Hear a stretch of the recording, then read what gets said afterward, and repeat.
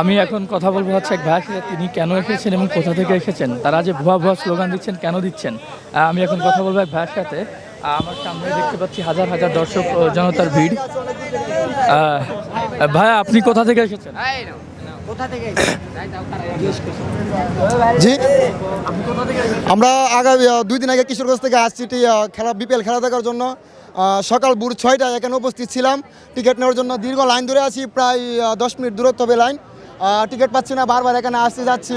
ওরা বলছে টিকিটের কোনো এখনও আপডেট আসে নাই। কিছুক্ষণ আগে আমাদের পুলিশ স্যার আসছিল, পুলিশ স্যারকে জিজ্ঞাসা করেছিলাম যে আমরা স্যার টিকিট কখন পাবো। স্যার বলছে এটা আমরা সঠিক এখনও জানি না।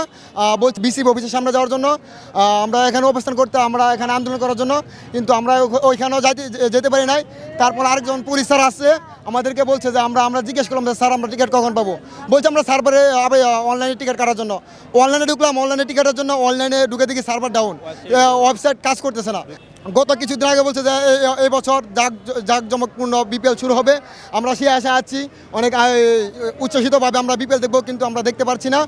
বরং আগে যেরকম ছিল ঠিক এখনও তেরকমই আছে।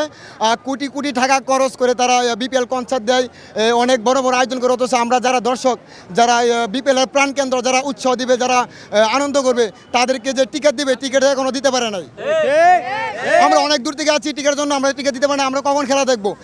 আমাদেরকে বলছে আগামীকালকে আসার জন্য। যদি আমরা আগামীকাল আসি টিকিট নেওয়ার জন্য, আগেবার বলবো যে আমাদের 200 টাকা টিকিট, আমাদের তার কাছ থেকে 500 টাকা নেবে। তাদের এই ধান্দা এখনও শেষ হয় নাই। আমরা জানতে চাই যে আমাদেরকে টিকিট কখন দেওয়া হবে।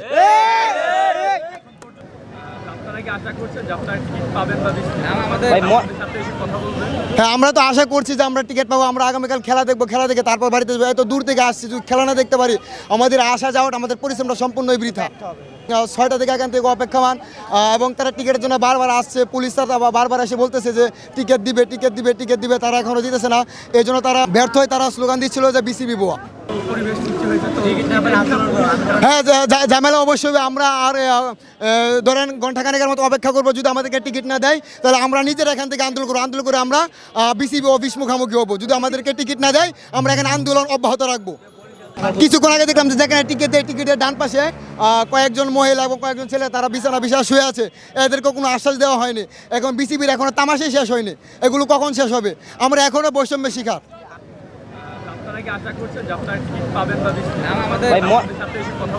হ্যাঁ, আমরা তো আশা করছি যে আমরা টিকিট পাবো। আমরা আগামীকাল খেলা দেখবো, খেলা দেখে তারপর বাড়িতে যাবো। এত দূর থেকে আসছি, যদি খেলা না দেখতে পারি, আমাদের আসা যাওয়াটা, আমাদের পরিশ্রমটা সম্পূর্ণই বৃথা।